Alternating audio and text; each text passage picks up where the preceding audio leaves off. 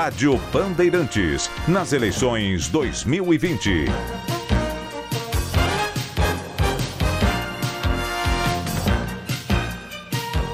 Agora, 9h04. Ah, trilha de eleições aqui, tão tradicional no Grupo Bandeirantes, né, Sônia? Nossa, e quantas eleições, Thaís? A gente lembra de vários fatos, várias coisas que a gente já presenciou aqui. Cenas, né, que entraram para a história. Verdade, nos debates, nas entrevistas. A gente está fazendo aqui na Rádio Bandeirantes uma série de entrevistas com os pré-candidatos à Prefeitura de São Paulo.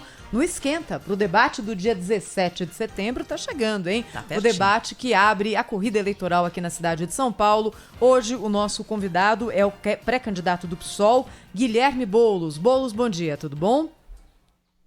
Bom dia, Thaís. Bom dia, Sônia. Bom dia a todos os ouvintes da Rádio Bandeirantes.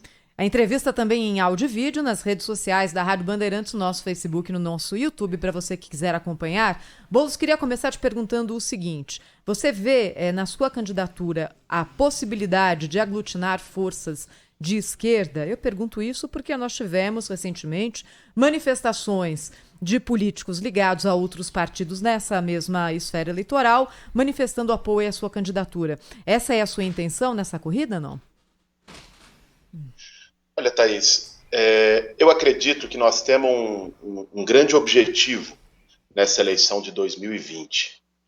Além de apresentar uma saída que seja uma saída popular, em respeito à vida das pessoas, na maior pandemia, na maior crise de saúde pública da nossa geração, e o que a gente vê é o governo Bolsonaro fazendo o jogo da morte, né? O governo Dória usando a pandemia com oportunismo político, e a cidade de São Paulo totalmente abandonada nesse cenário. Aliás, eu quero aqui me solidarizar às mais de 11 mil vítimas de coronavírus na cidade de São Paulo.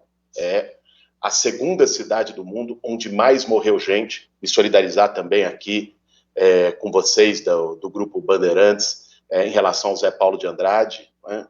Trabalhador, jornalista do Grupo Bandeirantes, também foi vitimado pelo coronavírus. Acho que o nosso objetivo é apresentar uma saída que defenda a vida e, ao mesmo tempo, né, uma saída que derrote, né, essa parceria, que é a parceria Bolsodória na cidade de São Paulo, que jogou a cidade no abandono, jogou a periferia no abandono.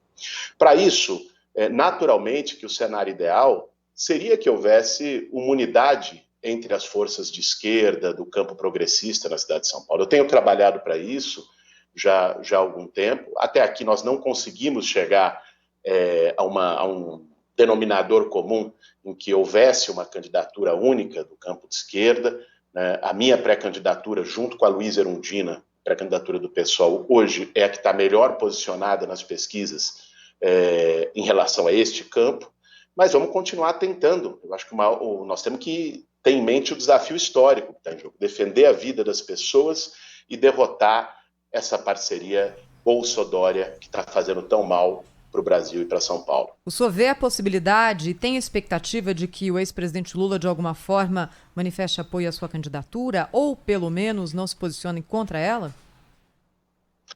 Olha, o Lula é a maior liderança do PT. Até o momento, o PT tem um candidato próprio em São Paulo.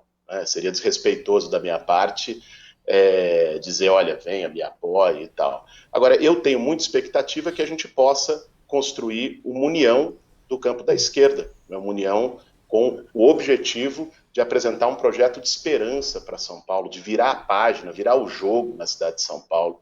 Não é possível, Thaís, que a maior cidade do Brasil, a cidade mais rica da América Latina, continue sendo uma das cidades mais desiguais do mundo. Agora, durante a pandemia, o quanto isso foi escancarado. Você pega, a prefeitura construiu 4 hospitais de campanha, 3 deles estão na região central da cidade, enquanto a enorme maioria das mortes estão na periferia. Teve um dado chocante que saiu na última semana, você deve ter visto, talvez alguns dos ouvintes também. No Hospital Tite Setúbal, no extremo leste de São Paulo, em São Miguel Paulista, de todas as pessoas que entraram na UTI por coronavírus, 90% morreram.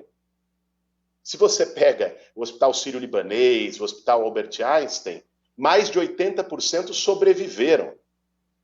Nós não podemos viver numa cidade que tem um abismo tão grande né, e que você tenha quem está no governo governando de costas para a periferia, de costas para o povo, e, na verdade, fazendo os mesmos esquemas de sempre, que reúnem políticos corruptos e grandes empresários que se locupletam, que usam as concessões públicas, os contratos públicos, de forma oportunista para encher o bolso. Nós vamos acabar com isso. O objetivo da nossa candidatura é justamente enfrentar esses esquemas, né, daqueles que abandonam a cidade e de milionários que ganham com isso. Boulos, bom dia. Sônia Blota, tudo bom? A gente sabe que é um desafio a eleição desse ano, né? Por questões de pandemia. É uma questão mundial, o desafio é para todo mundo, todos os países, todos os municípios. E você falou de uma união de esquerda, mas vai precisar também de uma união de sociedade. Como é que estão seguindo as conversas para que o principal seja resolvido? Que é a equação saúde de um lado e a vida tem que continuar do outro. Olha, foi vendida uma ideia falsa na forma de lidar com a pandemia.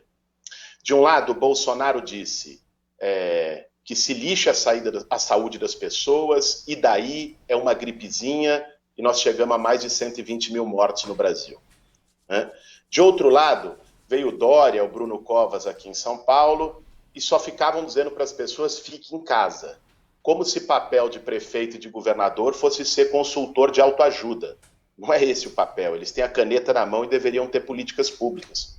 Sabe qual foi o grande problema que nos colocou nesse abismo que não é só de saúde pública, é um abismo social e econômico também?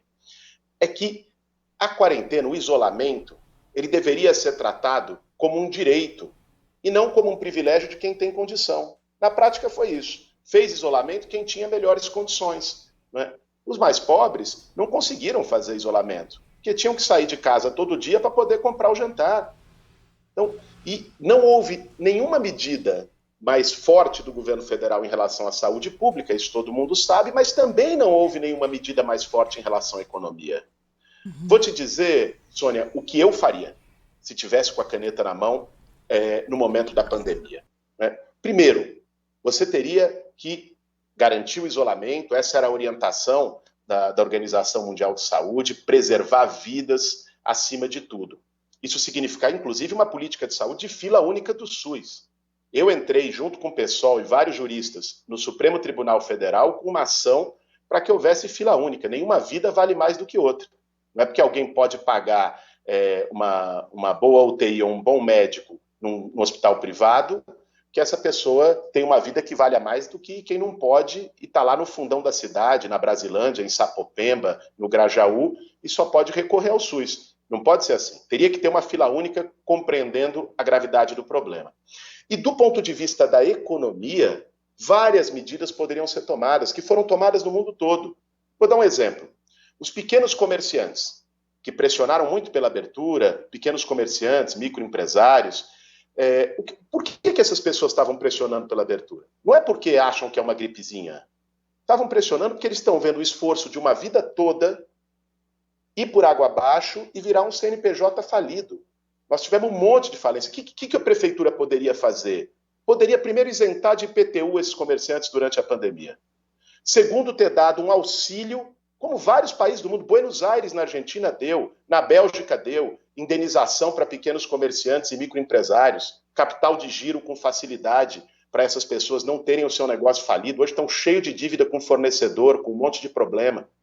Para os trabalhadores informais, né, que é quem teve que sair da rua para poder se virar. Alguém que faz um bico na construção civil, alguém que cata latinha, alguém que tem um carrinho de tapioca, como a Gilvânia, que eu conheço, que vende tapioca lá do metrô Carrão e é de São Mateus. Essas pessoas não deixaram de trabalhar durante a pandemia. Para que elas pudessem ficar em casa e a gente ter evitado um contágio maior, a prefeitura tinha que ter usado o seu caixa, e olha que loucura, tem 17 bilhões de reais parado no caixa da prefeitura enquanto as pessoas estão morrendo. Tinha que ter usado esse caixa para garantir uma renda básica na cidade, um complemento do auxílio emergencial. São Paulo é a cidade mais rica do Brasil, tem todas as condições para isso, né? Não fez, ficou simplesmente indo 5 da tarde numa coletiva de imprensa dizer fique em casa, enquanto o outro lá em Brasília, né, dizendo e daí. Então foi uma falta de comando, uma falta de governo que acabou levando a esse desastre. Nós poderíamos ter salvado mais vidas e, ao mesmo tempo, não ter deixado a economia para o buraco. O Guilherme Boulos, pré-candidato do PSOL, é o nosso entrevistado hoje aqui na Rádio Bandeirantes, nessa série de entrevistas com os pré-candidatos à Prefeitura de São Paulo. Boulos, na última sondagem eleitoral que nós divulgamos aqui do Instituto Paraná, num cenário com Russomano, Bruno Covas, Márcio França, você, Andréa Matarazzo, Gilmar Tato, Mamãe Falei, Levi Fidelix, Joyce Hasselmann, você é o quarto colocado. Russomano tem 24,8%, Bruno Covas 23,8%, Márcio França 9,5% e a sua candidatura 6,7% das intenções de voto. Ou seja, você dessa vez aqui entrando na corrida eleitoral num patamar mais alto do que, por exemplo, entrou na corrida à presidência em 2018. O seu discurso está mais moderado, Boulos, com essa possibilidade da sua candidatura ter um desempenho melhor dessa vez? Olha, não se trata de moderação de discurso, não. Eu tenho uma trajetória há mais de 20 anos no movimento social, né? Moro na periferia de São Paulo, construí essa trajetória lutando por moradia digna com as pessoas. Tenho ao meu lado a melhor prefeita que São Paulo já teve. E muito pelo contrário, eu entro nessa eleição porque eu acho que São Paulo precisa virar o jogo. Se você mencionar os candidatos, os três que você colocou nessa pesquisa à minha frente, vamos ver. O Russomano é da turma do Bolsonaro, né? O Bruno Covas é da turma do Dória. E o Márcio França, eu acho que ele está numa crise de identidade, porque ele foi vice do Alckmin a vida toda, sempre foi tucano, agora também flerta com o Bolsonaro, eu não sei muito bem para onde ele quer ir. Mas se você olhar, esses três candidatos, todos fazem parte do jogo político que governa São Paulo. Todos eles, né, de algum modo, tiveram nessas administrações que levaram a cidade ao abandono e ao buraco. Seja pelo governo do Estado, seja governando a cidade, ou seja o Russomano hoje aliado desse projeto desastroso que governa o país. A nossa candidatura é a única que tem capacidade de virar o jogo na cidade de São Paulo, de fazer um governo que seja um governo do povo, né, um governo da maioria, um governo, inclusive, que coloque, né, a periferia como o centro das políticas públicas e o centro do orçamento. Periferia que está abandonada, é onde mora a maior parte da população de São Paulo. Pega a Zona Leste. A Zona Leste tem 4 milhões de habitantes, é maior que o Uruguai, né? A Zona Leste, se fosse uma cidade sozinha, ela seria a terceira maior cidade do Brasil. E está num estado completo de abandono. Eu tive no último sábado em Sapopemba, tive semana passada em Itaim Paulista, em Itaquera, tenho andado. Fui lá, conversei em Itaquera com o pessoal que faz a gestão do Parque do Carmo, falaram, ô Boulos, né, aqui enquanto no Parque do Ibirapuera tem tudo, tem auditório, aqui não tem torneira, a torneira está quebrada há 1 ano e ninguém vem consertar, né?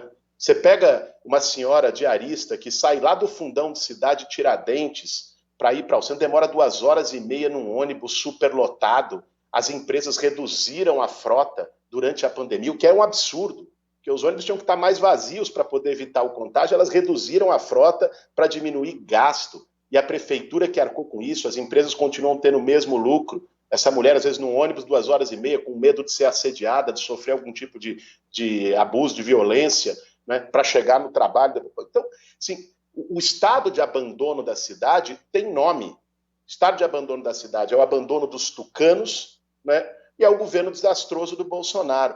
É contra essas políticas que nós vamos lutar. São Paulo pode voltar a sonhar, né? Existe esperança na cidade de São Paulo de ter um governo do povo. Aliás, um compromisso, viu, Thaís, Sônia e todos os ouvintes, que eu tenho andado à periferia de São Paulo, conversado com muita gente, e muitos têm me falado da situação das subprefeituras.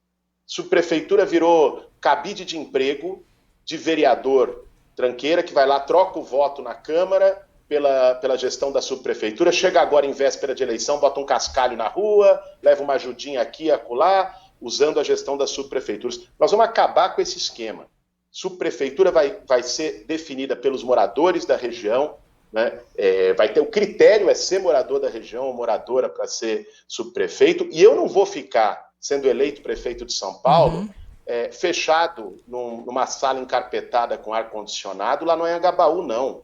Eu vou despachar cada dia numa região da cidade, numa subprefeitura diferente, vivendo a situação do povo. Não adianta ficar lá no Anhangabaú só conversando com um bilionário, com um grande empresário e não viver a vida da cidade. Boulos, infelizmente o nosso tempo é curto, mas a gente agradece muito a sua participação aqui no Jornal Gente, na Rádio Bandeirantes. Nós conversamos com Guilherme Boulos, candidato à prefeitura pelo PSOL. E lembrando, né, Thaís, que dia 17 nós temos debate aqui na Band. Muito obrigada pela sua participação, Boulos. Obrigado, Sônia. Obrigado, Thaís. Obrigado a todos os ouvintes da Band. E estou ansioso já ir para o dia 17. Vou estar aí nos estúdios com vocês para a gente fazer um grande debate para apresentar nossas propostas para o povo de São Paulo.